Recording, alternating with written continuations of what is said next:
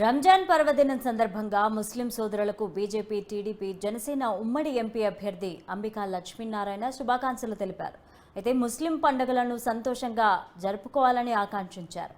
అధికారంలోకి వస్తే ముస్లింలకు అధిక ప్రాధాన్యత కల్పిస్తానని హామీ ఇచ్చారు.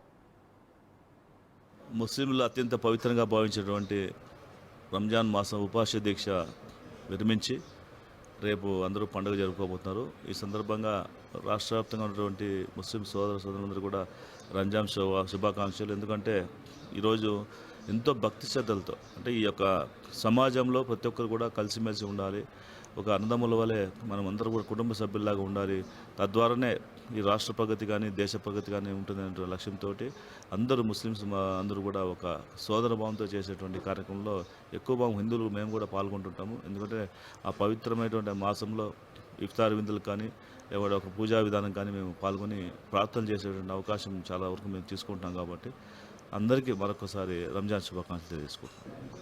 ముస్లింలు